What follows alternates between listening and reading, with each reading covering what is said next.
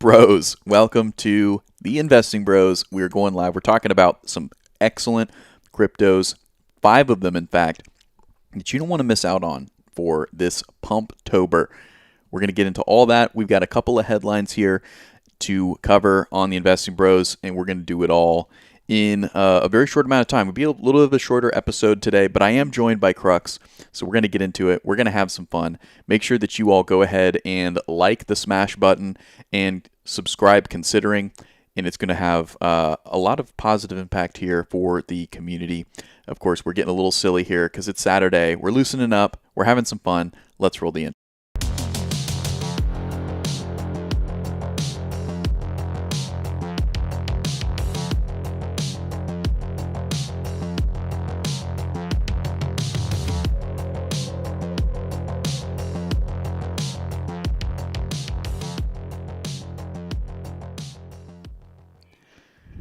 Crux is in the house. How are you doing this fine Saturday, Crux? You're in Dallas, right? I'm in Dallas. Yes, I am. Good food, beautiful weather. Hey, it's October, man. Like this is whenever, all of your work that you put into crypto and, learn about these different projects, Q4, this is a beautiful time, and you're also looking at I think the third most bullish month. I think November is the most bullish month, but, I'm super excited. October is here. It is here. It is upon us. For those of you who don't know what we're talking about crypto. We're talking about investing, and different months have different histories. And on average, some months do better than others. We're going to be getting into looking at October. October historically has the nickname Uptober, which if you can kind of decipher from that cryptic name, it usually means that Bitcoin and crypto will go up and to the right on October. But so far it's been down, Crux. So what do we have to figure this out? We have to get down to the bottom of it. We will get down to the bottom of it right now. Let's start by smashing the like button. Before we get into the bubbles, before we get into the charts, we're going to go ahead and do that. And Crux, I will say that if someone were to ask me how I was doing today, I would say better than I deserve. Let's go ahead and jump on into the bubbles here. And Crux, I want to get your thoughts here right off the rip. Popcat stealing the spotlight, up almost 20% this morning. FTT not too far behind it. Please, for the love of all that is good, do not get involved with FTT. We're not even going to talk about why. World Token, another nasty project, having a bid to the upside today. So it's kind of the bad projects getting a nice bid here. But why is Popcat different, Crux? Do you think people should consider Popcat? I do. I try not to shield too much memes, but this right here, let me go ahead and pull up my screen real quick, T-Shroom, and show these people why. All right, so if we open the categories, I'm right here on CoinGecko, categories, and I filter it by the top 7 days or the past 7 days, we can see cat-themed cryptos are actually on the rise, and none other than Popcat is leading that charge. So, I think people definitely sleep on meme coins, but me as an analyst, I typically look at what's trending. I look at the niches that are 7 days, 30 days, what's doing good, what's not, and that's what I usually base my analysis off of. And yeah, so Popcat, I think it's here to stay, but we'll see. Back to you, Steve. Yeah, I try to stay away from the meme coins. The only memes that I have are Dogecoin and Ordi, and very small bags of both of those. Pyth getting a nice bid here. Wormhole seeing some upside there. Tau and BGB up more than 5%, both of those names. So it's looking like a decisively bullish day. We do have some names that are not getting a bid. TIA is down 3.1% this morning. STX down 5.9, call it 6. And Render down 3.2. We'll be talking about Render here in just a few minutes as well. Let's go ahead and jump on into the inflows. We've been covering this. We got a tiny little sprout of inflows yesterday to close out the week, the business week, that is. The weekly histograms here are going to more than likely remain red for this week unless we can get a big surge today.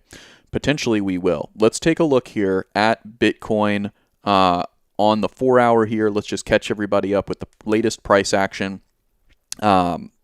yeah, let's zoom out a little bit as well. The bigger narrative here for Bitcoin price action has been trying to break out of this downtrending line of resistance here. That would have put us up above, just up above, kind of 69,500. Really tiptoeing into 70,000 to try to get back to all-time highs up here at 73,687. Last time it was just you and me, Crux. We pointed out that we were not far from the all-time highs. At the time, I believe we were up here above 65,000, and we were just 12% away. We're still not that far away from all-time highs, but we are 18.5% away. So almost 20%. A little bit more discouraging for the bulls to be able to make a pump higher. But much more encouragingly is that we've been able to hold 60,000 pretty well here. Not getting a full candlestick to print on the 4-hour, anywhere near really getting below 60,000. So really nice. The lowest candlestick print was 60,144 on the Coinbase exchange here, as you can see. And we did get some wicks down to as low as 59,800, and that was back on the 3rd. So this week, it was the story for Bitcoin was testing to the downside, right? Trying to see how far we can go to the downside after a failed attempt at breaking out of this downtrending line of resistance, right? We left a lot of daylight here, a lot of upside price discovery unexplored.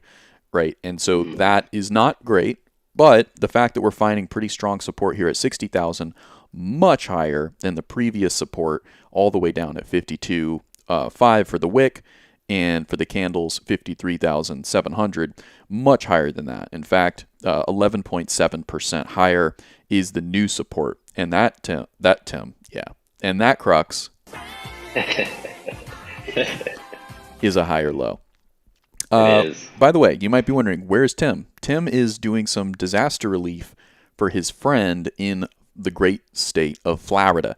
So he will not be joining us today, but he is helping out a friend. When is Tim not helping people out? That's really my question. We're just going to stay on the 4-hour here, and we're going to look at the Lux Algo Oscillator Matrix. You can see that the money flow has gone ahead and bottomed out, just like price, and it is making a move back up. It's been able to get up above the bearish threshold, which is good. And we did see a reverse delta back here on the 2nd. That's nice to see on the 4-hour here. But we're getting some stalling action here on the hyperwave, not able to get and push up above that 70 level. Not 70 price, just 70 for the oscillator matrix. So overall, for the oscillator matrix, I'd say pushing bullish, right? But finding resistance here. Not able to really push up and put in some challenge these highs back here from the hyperwave of 86. It really is having a hard time pushing through resistance that it had before back here September 22nd, September 24th at 70. Finding it again difficult to push up above that level. So what that means, unfortunately for price, is that what I would predict is either we do go ahead and break to the upside, which it's possible, but what have we been doing for the last since March essentially, right? What you can bet on is that we're going to get sideways action. So I think more than likely what we're going to do is come back and test 60 and just keep trending until we get to, in theory, November 5th, the U.S. elections. That's going to trigger the new wave of certainty that comes into risk markets in general. Another outcome is that we do lose 60,000 and then we come down and test lower with some low downside price discovery. Another outcome is that we break out here, though. The hyperwave is able to get through 70 and that we come up and we find some resistance and just kind of trend sideways, right? I think that's probably the most likely outcome, is just sideways in one way or another, whether it's sideways right at 62 or it comes another and finds another level to just trade sideways. In my opinion, I think that if we were going to get a breakout to one side or the other, we had the chance right here. We left a lot of daylight, a lot of price undiscovered, and so it makes sense to continue to diddle in the middle. But with that said, it is Pumptober, so it could defy what the charts are saying. It could defy the 4-hour here. One more thing I wanted to point out was that the MACD histograms are waning here, meaning that the bullish The bullish momentum is waning, is losing a bit of ground. Momentum, not price. However, another way to interpret this would be though, is that these histograms are maintaining the height that they've been at, right? It's plateauing. Yes, it's plateauing in a downward decline here, but whereas these periods of rounding histogram clusters kind of led to lower prices after upward price discovery, this is doing something different, right? It's kind of plateauing.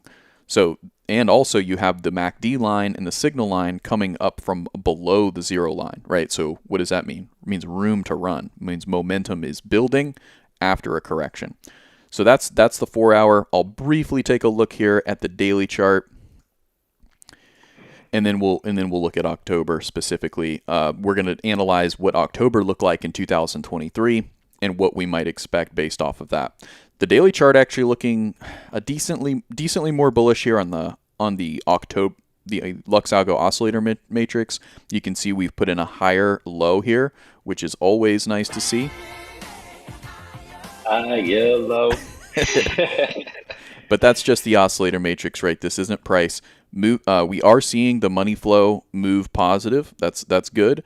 And it is getting, it looks like it could get up above that bullish threshold. So nice to see after recovering from this bearish candy up top, this red delta, and a small reversal candy here to the down, signaling potential bullishness returning to the bulls. So overall, though, looking at the price, looking at the MACD here, you can see this. There's a recovery on the daily chart. After the MACD line has come back below the signal line, bearish crossed, we can expect that there could be a continued recovery based on just the MACD, and that is exactly what we are seeing over on price, is a recovery. So it all is making sense, and to me, it is pointing to sideways action. But crux, here's a reason why it might not be sideways, why we might actually get a blast off of a double-digit percentage for the rest of October, and this is why right here. This is the previous price action for October of 2023. So let's zoom in here. Let me move this rectangle out a little bit so that we can see. Okay, so technically October started out up here. I'm going to go to the official candle body close and see what we can get here. So it was 5% to the downside by mid-October. By October 12th, there was a continued sell-off, right? There was an initial pump and then a move to the downside. And ultimately, by mid-October, by the 12th, you were seeing losses in Bitcoin, 5.19% to the downside. But then, crux, the story changed, because on the very next day, we had the beginning of a pump of 30%. You could even call it 33% if you include these wicks to the upside, right? This is bullish. This is really bullish. Could we see this again? Maybe, maybe not. This is what it would look like. So let's say 30% from the 12th of October. Well, I guess we don't know where the price action is. Let's go to the live price. What 33% would be to the upside would put us, crux. And I can't see the price. 33%. Let's call it 32. Right around 82,500. Right, so from 80 to 80, 83,000. That's what 33% from the live price today. From the bottom of this price action, this recovery that we've been in, you could call it closer to 80,000. Right, definitely would put us above the all-time highs here for Bitcoin. Yes, all-time highs, not 2024 highs. All-time. Well, they're both one and the same. Of 73,700. So very bullish potential building, and that is why many bulls are bowing at the throne of Uptober. I'm not, because I bow to only one throne, and that's the throne of Jesus Christ. But many bulls are bowing to this throne here, hoping that we get a big bullish catalyst, depending on time. So, Crux, I want to throw it to you before we jump into 5 coins that will do well here in October if this plays out. Crux, I want to get your thoughts here. Do we get a bullish October? I think we'll get a bullish October. I try to find the good in everything, right? So we went down to 60K. There's actually a CME gap down there that I believe we closed 90% of it. And typically we close CME gaps before we start pumping. 60K is also a psychological number. If we're able to do even, 15%, we can challenge those all-time highs of the 73K we set earlier this year. I'm one of those bulls you're talking about. I think October is here to stay. I'm actually bullish more on the quarter itself. But October, this is a beautiful month for a reversal. So Very cool. Yeah, that's what we're all hoping for. Those of yeah, us who are I long. see Moses Cooper. He asked, Crux, did you hunt that zebra? And then Bobby Johnson followed right behind. I was wondering about the same thing, and I'm sure a lot of you other people in here are wondering, did Crux hunt the zebra? No, I did not. Actually, when we were putting him up, he lost one of his ears because we dropped it. So definitely not just purchased, but definitely a good question, and I think it sets up for a good backdrop. What do you guys think? Let us know in the chat, what would you name that zebra if you were to kill and capture it? Sorry, PETA. This is not an episode for PETA, unfortunately. Definitely Uh, not. we've got very slim headlines, but we are going to cover them here before we get to our 5 picks for October. MicroStrategies is now hiring for a Bitcoin advocacy manager. Let us know in the chat while you're responding about the zebra. Let us know, who do you think in the world, any name, would be a good advocacy manager for Bitcoin for over there on the MicroStrategies team. And if you say Tim, then you're doing it right. Let's check out this headline here from CoinDesk. This one is really interesting, Crux, and I want to get your opinion on this. Maybe if you have any evidence to support your opinion as well. AI tokens lead crypto rebound amid strong U.S. economy. So I am continuing to build my bearish position here that AI tokens are not going to do all that well in this bull rally. I've said this to our folks, to our membership members in Brolux, in our Discord, and I've said this on some other shows that I've been in collaboration with. AI tokens are not it. They're just not it this cycle. They started off strong, but I think that this headline is actually not just wrong, it's deceiving. Crux, you were showing me before we went live something on your screen that does tend to support that. Let's check that out now. All right. So going back here to, again, this is like where the actual niches are trending. And if I go by the 7 day, earlier I talked about the cat themed, meme coins are pumping. But if I control F and I look up artificial intelligence, I come all the way down to number 29.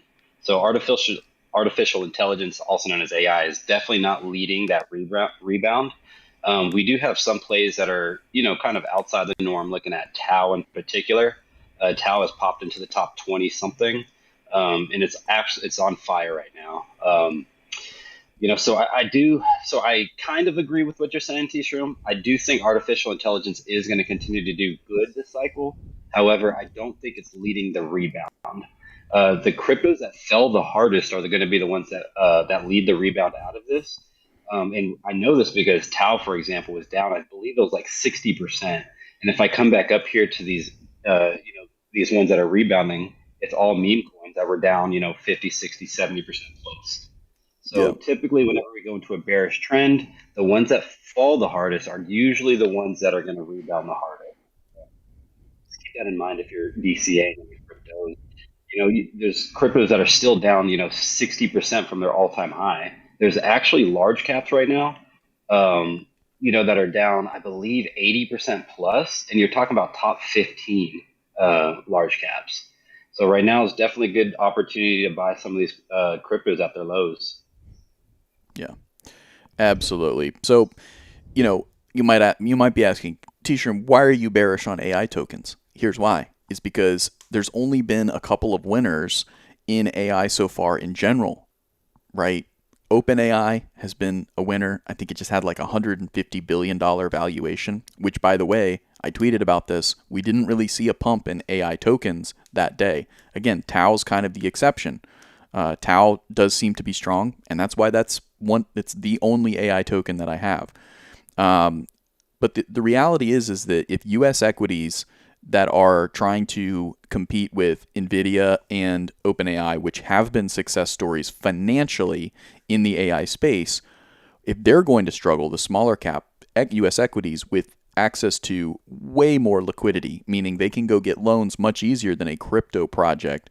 What makes you think that a crypto AI project is going to be competitive with a company like C3.ai, right? Or Anthropic, right? Companies that can go out and get access to VCs, liquidity from Wall Street, liquidity from big banks, and then fire off that liquidity at buying server racks that are needed for AI computation, bringing on the brightest minds in AI to program and balance the levels, right? Balance the weights for AI. In my opinion, crypto is not the vessel that's going to be competitive with stocks, right? When it comes to blockchains and layer ones, it is, because there's nothing that can compare in the US stock market, right? There's no companies that can offer what blockchain can provide. So, Crux, I think you disagree with me on this, and many smart people, let me point out, do think that AI is going to do pretty well. AI crypto is going to do pretty well, but I just don't, right? I think NVIDIA is going to smash it. I think OpenAI is going to continue to smash it, but you can't get access to OpenAI. You can get a little bit of exposure by owning Microsoft shares, but Tau, if you really just have a super, if you have a whole burn in your pocket and you got to buy AI tokens, I think Tau's probably the only one that it's the only one I hold. So, but final words here. Tell me why I'm wrong, Crux.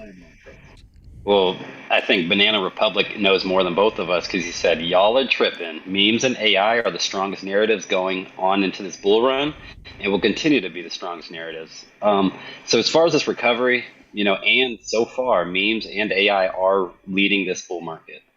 So, I definitely have to take off my hat to him. That being said, I do think they will continue to lead this bull market. Like, we can look at crypto gaming last cycle. So Web3 is completely different than Web2 in terms of gaming. We think of Call of Duty, we think of Fortnite, these type of just Web2 games, and how do you integrate that into Web3? So I see AI being very similar. We're kind of going off the fad. I don't believe that AI is here to stay. At least next bull market. I think this bull cycle AI will continue to do well, but we're really just living off the hype of NVIDIA, Microsoft, OpenAI, just like you said. So, what OpenAI has created is something that crypto cannot replicate. The difference between what OpenAI and something like, Tau is doing is you have the decentralization of crypto behind it, but that's really it. And how marketable is that to the masses? I don't think it's very marketable at all. So Yeah. I just think it's here for a hype, bull run. Yeah, we've got some really good comments here. The Zen of Gavin said, but this bull market hasn't even started yet. It has started. It definitely has started. But the crypto, meaning altcoin bull market, has yet to really kick off. But look, you can look down the line. A lot of these altcoins are higher than where they started, in 2023, right? So around the lead up to the halving. So let's see. And then also El Foro said, so if those two aren't the narratives, what is? Good question. My opinion is just general L1s and tokenization. Basically, anything that is anything that is associated with Wall Street, anything that Wall Street has invested in, is something that I don't want to leave behind. And and to be honest with you, Bitcoin is kind of the big one, right? I mean, that's a conservative play for a lot of folks. They want more gains than what Bitcoin's going to offer. But I would just say, if you don't have Bitcoin in your portfolio, you're doing something wrong. Or way more than I do. So there's only a couple of cases where I think that's true. So Crux, we have one more headline, but what is your answer to that question? If those two what do you think are other good narratives other narratives in addition to AI and meme coins? Right. Yeah, I actually agree with you. I think L1s are probably going to be the best risk to reward in crypto. And that's really because, like, if gaming takes off, gaming is built typically on L1s. Like you have an L1 in Beam, which is meant for gaming, Hmm. but something like Ethereum, for example, if gaming was to take off, you have Illuvium, which is built on Ethereum, which is going to also increase the price of Ethereum if gaming takes off. But then you have these other networks like Render that was built on Ethereum. Now it's transitioned over to Solana. But the good thing about L1s is you don't really have to chase that specific niche. Most of these niches are built on top of these L1s. There's a couple that are not. So you have like Tau or some of these other projects that create their own L1, and they build a niche off of the L1. But to me, I'm thinking L1s are the best risk to reward in crypto. They may not be the best in terms of reward overall, but you're looking at something that you can invest in and surely at least make a profit as long as crypto is going to do well. There you go. AJ says RWA is greater than AI. Or I guess he's asking that question. That's a good And take. I would say emphatically yes. See, that's tough because RWA, whenever you think of crypto and why it was created, that is like one of the best use cases. You're talking about tokenization of real world assets. So last bull run, we saw it as NFTs, and it's way bigger than that, what you can do with this stuff. And one of these projects we'll be talking about here shortly, RWA, it's leading, it's actually the leading crypto behind RWA. And that being said, that's also built on Ethereum. So, just like I said, layer ones are going to lead the charge. RWAs is a very good niche, but if this thing doesn't take off, Ethereum's still going to, give you some pretty solid gains this cycle. All right. Well, speaking of which, let's go ahead and jump into our top five coins. Crux, what is starting at number five? What's our number five coin? Oh, I didn't have these in any order, but if I'm gonna go ahead and order them right now, the number five token. All right, can you do a drum roll real quick, and then I'll Yeah. throw it up here. All right, so we're gonna stick with this one. We're already on the topic of RWAs. Ondo, I think, is gonna be the fifth best crypto in terms in terms of how well these projects are gonna do this cycle. So what exactly is Ondo? So Ondo, they have a couple different products. One is called USDY. One is called OUSG. And like if you're able to put your fiat currency into a bank account and yield even 1% in your savings account, you're doing it right in terms of competing against other bank accounts. But in crypto, we have this ability to be able to swap our fiat into stable coins and gain a much higher yield off of that. So USDY, kind of similar to what USDC allows you to do on Coinbase, is yield a 5% APY. Now, currently, you're looking at platforms like Robinhood that allow you to do the same, but you're able to keep them in dollars, and dollars is backed by FDIC. So, in terms of security, I'm thinking, I would use a product like Robinhood. However, the reason Robinhood's able to give you that kind of yield currently is because how high that we raised the interest rates, right? And now we're starting to lower it. We're starting to bring it back down. So these traditional platforms will no longer allow you to give you 5% plus APY on your yield. Now, insert blockchain. Now we have these products such as USDY that will remain at 5% and maybe even go higher. Additionally, OUSG, which is on the right side here, you have a 5.19% APY. But if I also pull up OUSG, let's come up here to CoinGecko and look at the graph real quick for OUSG. Over time, we see that this thing goes up and right very slowly. Now, this is a product that's backed by U.S. Treasuries. It's also backed by BlackRock, one of their funds. But we see if this thing is going up 0.4% every month, plus you're able to stake it and get this yield that we were talking about earlier, right here at 5.19%, you're looking at a total of over 10% APY that you're able to yield off this product. It is backed by treasuries and less volatile funds that are backed by the biggest institutions in the world. So in terms of real world assets, I'm very bullish. This is my fifth pick. Very nice. Yeah, this is definitely one of my bigger RWA plays, tokenization plays. I like it a lot. And it has that Wall Street narrative. Like I said, you don't hear people talk about the Wall Street narrative because I don't think it is one, right? But I talk about it. If there is Wall Street investing in a coin, I want to be a part of it. Why? Because that, like what we are experiencing in crypto now is you have the ignore them, then you have the fight them, and then you have the join them phase. We are in the join them phase, right? Traditional finance is figuring out ways to synthesize their systems and their philosophies with crypto. And so this is the time where you want to see what is Wall Street investing in. Now they may be wrong, right? But they're not going to be, even if they're wrong, that is not going to be punished until the bear market, right? So if they're whatever they're doing is going to be right from a financial standpoint, from a gain standpoint. So I want to follow that bigger fish. So Ondo, great pick, number 5. We can continue with the list in the order that you sent me this morning, correct? So let's go ahead and get into number 4. And let us know any questions or thoughts that you have on these projects as we go through. Again, these are projects that we think could do very well during Pumptober, as long as we continue to follow the trend that we saw in 2023 for Pumptober, for Uptober, some might say. So let's get into coin number 2 here, or number 4, starting from the bottom, in no particular order necessarily, right, Kruk? So let's keep going. Right. Yeah. All right. So we just talked about Ondo, and now we got Pyth. So you're looking at real-time data from real-time world markets. So most of us know what Chainlink is. We know that it's an Oracle play. Oracles are here to bring real-world data onto the blockchain and allow you to use smart contracts to automatically process, transactions. So an example of this is, let's say I get insurance on my crops. I'm a farmer, right? And every time it doesn't rain for 30 days, I get paid an X amount of tokens.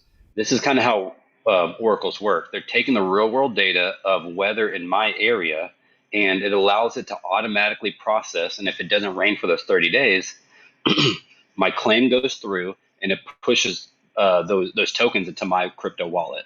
So I don't have to go through a third party. I don't have to go through really any institution that's going to take time and all these other things.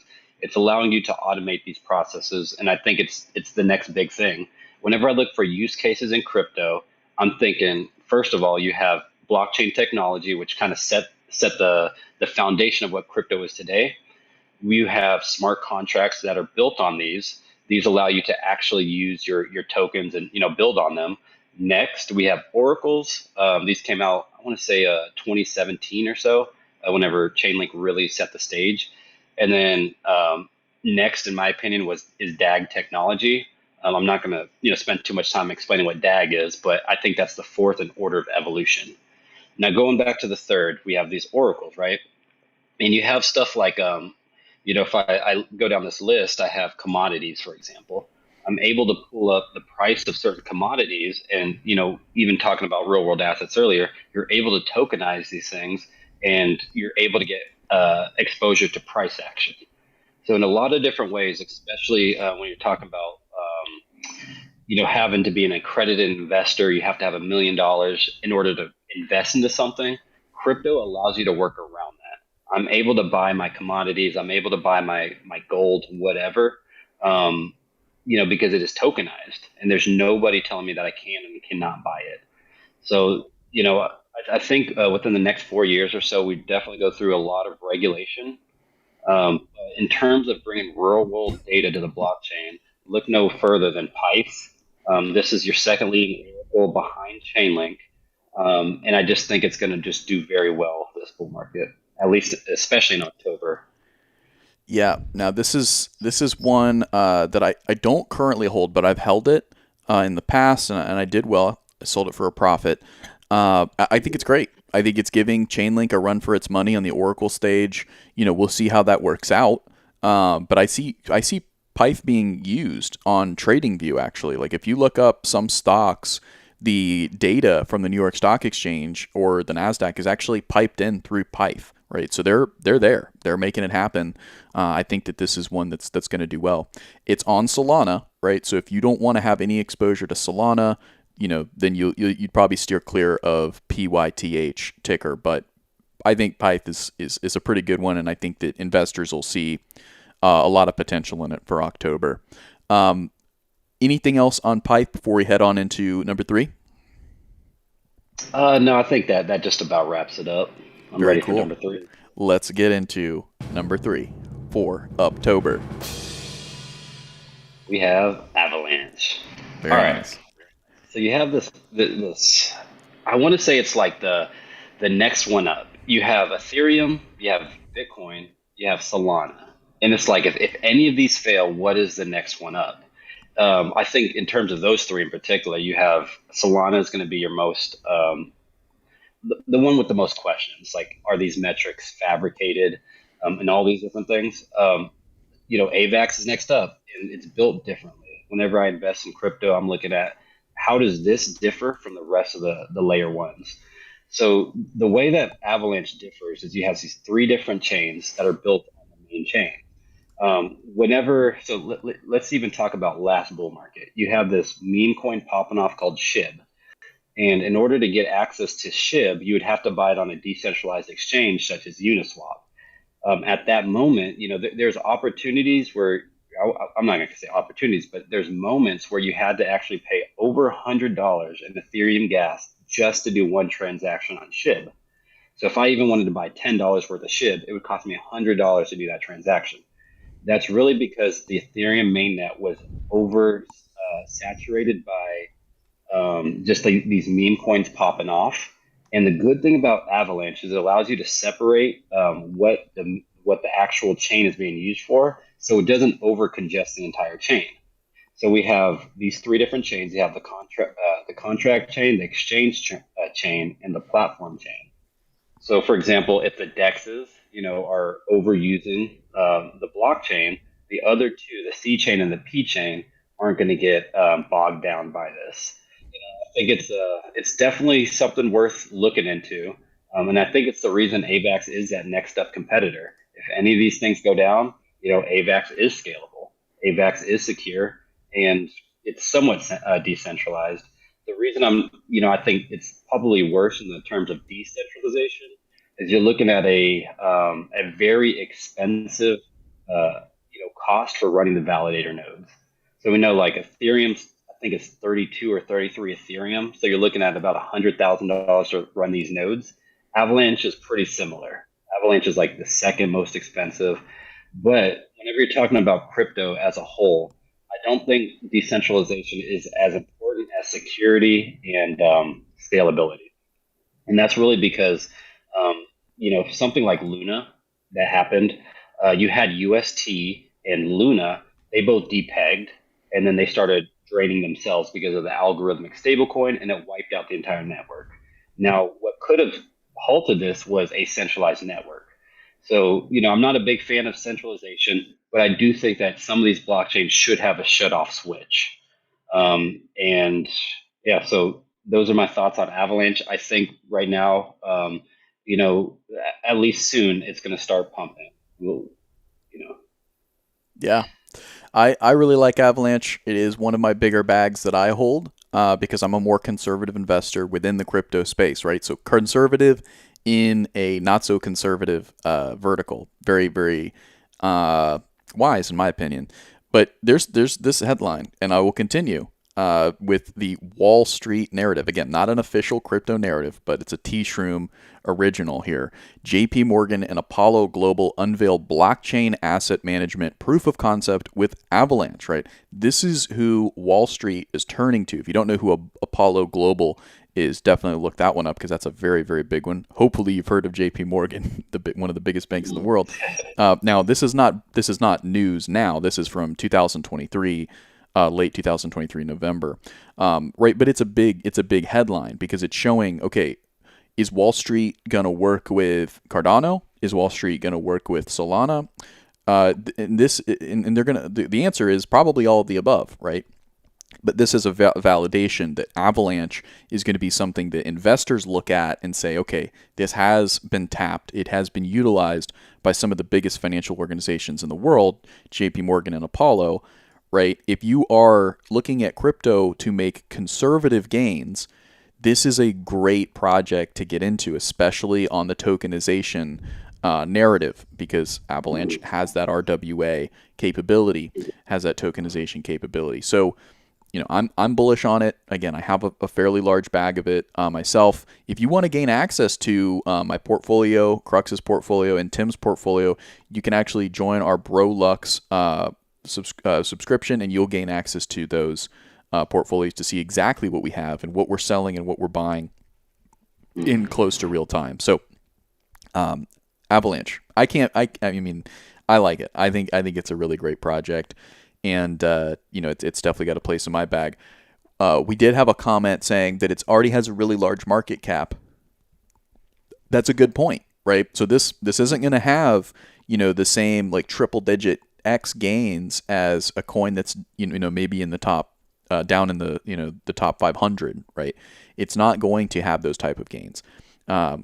So that's just something to keep in mind. This isn't going to be rock your world, turning $200 into $1 million. That's not what's going to happen here. It's not going to do that, but it'll turn your $200 into a lot more than that, right? So Right. let's go ahead and any final thoughts on AVAX before we get to number 2 here with our list? Yeah, just for that last comment. So, Solana last bull market in 2021 got to 85 billion in market cap.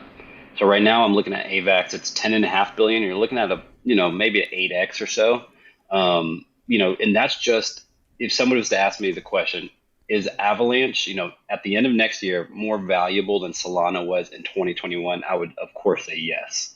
You've had a technology that's just been around, a little bit longer, and also you don't have so much VCs behind this project.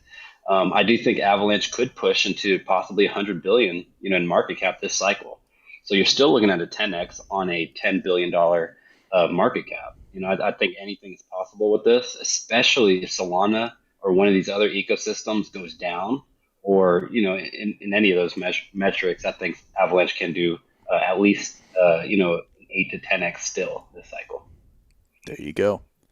Now, is that 8 to 10x if Solana crashes and burns, or 8 to 10x just in general for AVAX? I would say just in general, just because even last cycle again, 85 billion market cap for Solana. We're at just 10 right now. I know I say just 10, like that's not a big number, but it's still far away from where we were in 2021. Whenever euphoria happens, typically people make irrational decisions, and they're the ones buying Cardano at $3. They're the ones buying the top. So whenever crypto starts pumping, it's kind of like a snowball. We look at this project that went down to, I want to say it was like $6 in the bear market. So it's currently outperforming Bitcoin in terms of bear market low to to bull market high. Now, if it continues to outperform Bitcoin, good. Sweet. Sweet, sweet, sweet. All right. Now, if you're new to crypto, you're new to investing, you're thinking, so there's more cryptos than just Bitcoin? Yes, that's what we're talking about today. We're talking about the top 5 altcoins that are going to do well in October if the pump comes to crypto that came in 2023. So far, we've talked about Ondo, Pyth, AVAX, and now we're getting to the top 2 that we're going to be talking about here, and we're very excited. Crux, why don't we go ahead and get into number 2?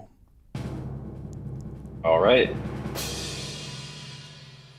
Bittensor Tau. All right, so I get this question all the time. Bittensor has gone up massively within the past 30 days. Am I too late? Kind of going off the same comments I was talking about earlier with AVAX, let's go ahead and look at this chart real quick.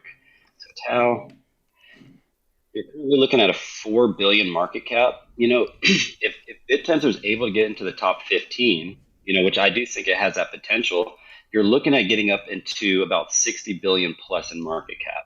So you're still looking at, a 13, 14x plus from here. So just because it's gone up, massively within the past 30 days does not mean you're too late. Sorry. Yeah. So with Bittensor in particular, what is this project? Whenever you look at OpenAI, you look at ChatGPT, you're looking at machine learning algorithms. A Bittensor is essentially a data structure, also known as AI, that's allowing you to create these prompts. And the best part about it is it's an open marketplace, a decentralized open marketplace that allows you to exchange your resources, such as like your data that you've gathered from Bittensor, and allows you to sell this data.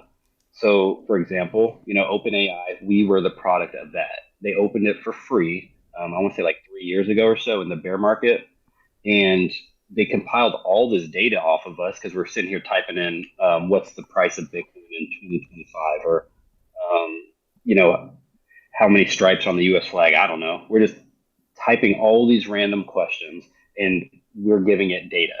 Now with BitTensor, it's allowing you to sell that data on an open, decentralized marketplace. And I do think that this separates it from the rest of AI. You look at, excuse me, you look at render, you're looking at like a cloud storage 3D processing play. You're looking at a couple different AI plays, but BitTensor in particular, I feel like has the most real world use case at this time, because us as humans, we understand most what OpenAI has done. We don't really see what render is doing or these other AI plays. Eventually we will, but I think BitTensor has taken the lead, and I'm very bullish on this project. Yeah, yet another one that I do hold. BitTensor is it's the only AI related play that I have outside of Microsoft and Nvidia. So in general, right? Full stop. So that's and in fact, Crux, I don't think we've told anybody this, but I had some render that was on Ethereum, and there was like a portal that opened up to be able to send your render over to Solana, and then hold it on the Solana blockchain. And I was like, you know what? I hate this so much that I'm just gonna send all my render to Crux, and I did. And it wasn't like a lot, but it was enough to where I was like, this is just so annoying. I'm just gonna, but I didn't want to just burn it, right? I just wanted to just send it into the Never Never Land. I wanted it to go to somebody at least, so I sent it to Crux. Crux, have you kept that render, by the way? Have you bridged it over to Solana yet? I haven't bridged it yet. I haven't even bridged my own personal render yet.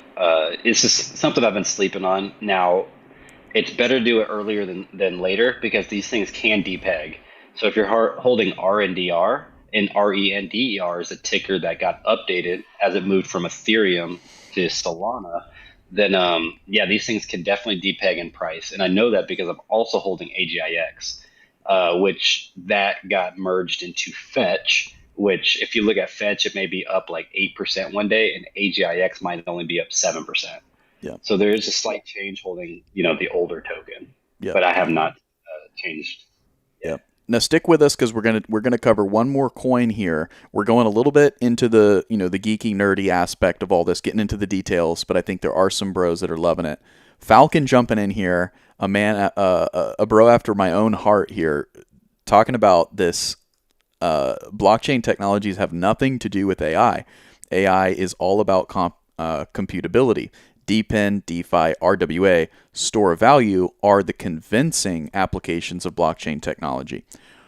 Right or wrong, I do believe that this is how institutions view the crypto landscape right now.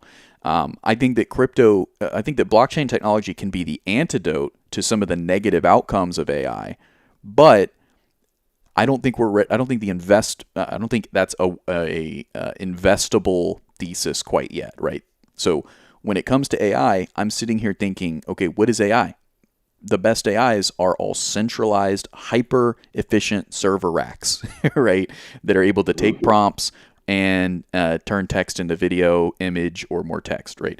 And that's great, but that doesn't need to be decentralized. If it was decentralized, it would be more secure. But is that something that you need to be as secure as money itself, right? Or tokenization, or DePIN, right? So, and I think the answer is no. And I think that Wall Street is going to come to that conclusion. Institutions are going to come to that conclusion. Retail, unfortunately, I don't think is coming to that conclusion. Now, there's always the chance that I'm just wrong, right? And that there is a very strong application in the sense like render. I think render, it's one of those gray areas for me. I could definitely see being proven wrong by render. but we're talking about Bittensor here. I think Bittensor is kind of the way to keep your foot in the door with AI crypto without having to commit to betting on a horse in the race of AI crypto. I see Bittensor as kind of the horse racing stadium, right? They're making money off of the race in general. They're not making money being one of the horses that's going to win. So that's kind of the way that I think about it. Falcon does seem to have a similar sentiment when it comes to AI crypto. I think we've talked about it at length at this point. It's 11:50. Let's go ahead and jump on into number one. This is the number one coin that could pump during October. Crux, what you got? Nothing less than Sui. Let me go ahead and. All right, so Sui. This is just like I talked about with Tau. This thing has pumped massively in the past 30 days. You're still looking at a crypto that's at 5 bill market cap. Half of even what Avalanche was already trading at.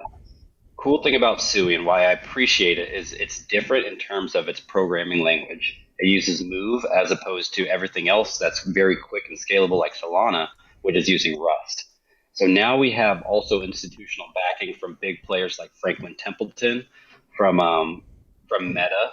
So for those that don't know, the creator of Sui also created DM, which in 2021, whenever Facebook rebranded to Meta, they were going to create a stable coin, and they ended up not pushing it out.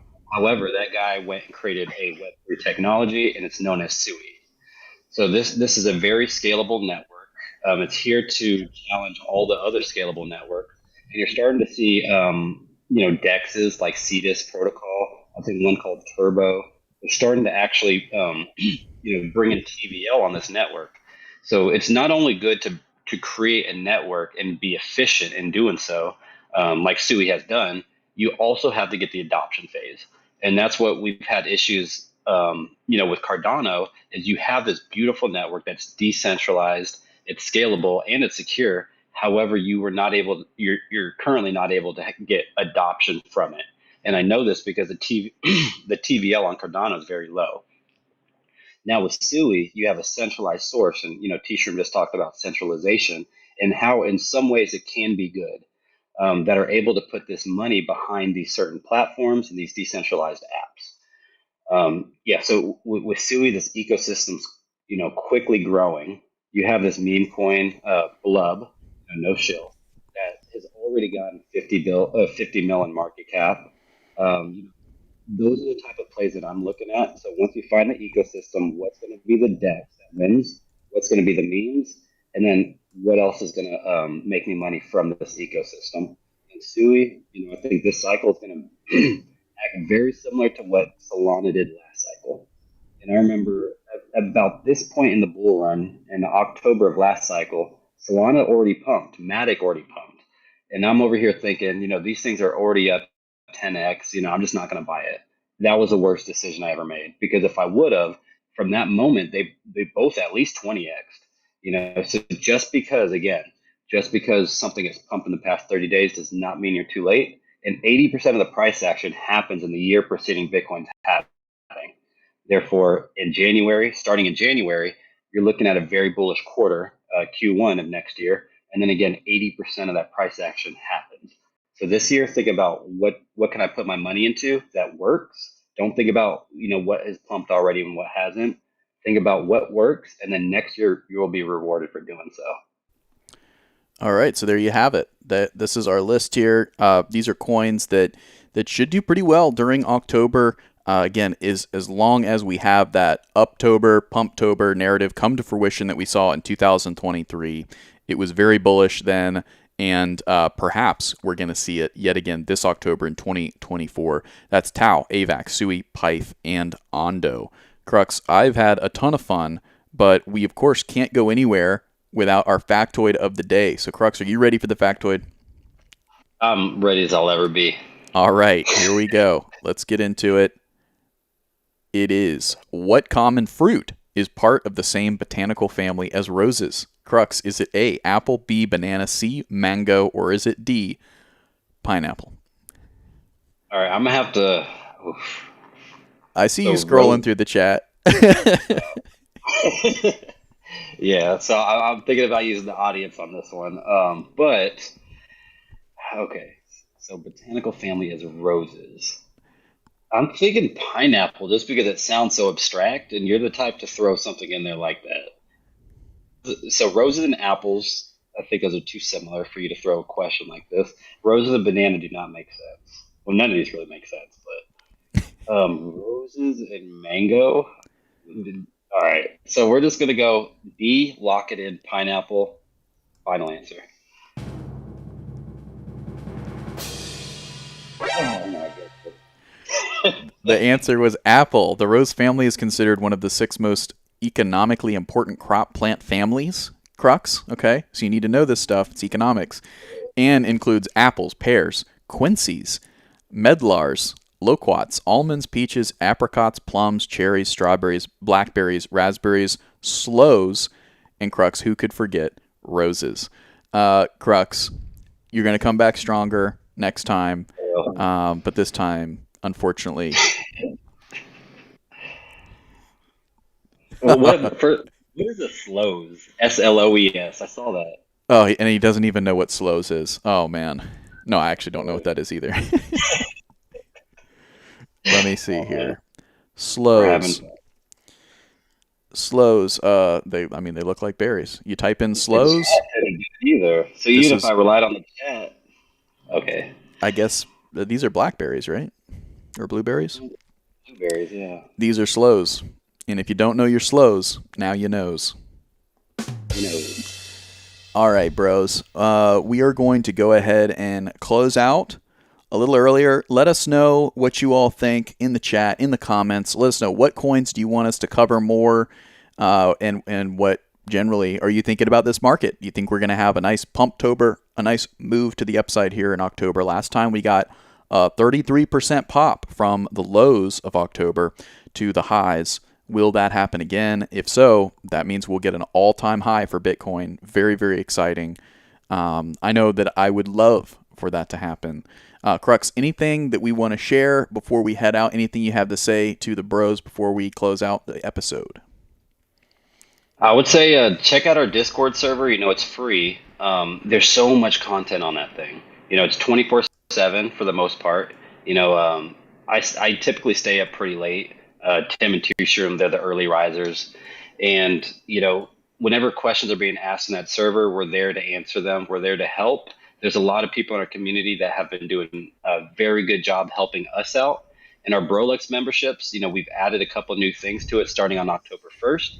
We have Web3 Wednesdays, which, you know, I talk about, you know, about an hour going into like, you know, personal questions that you have.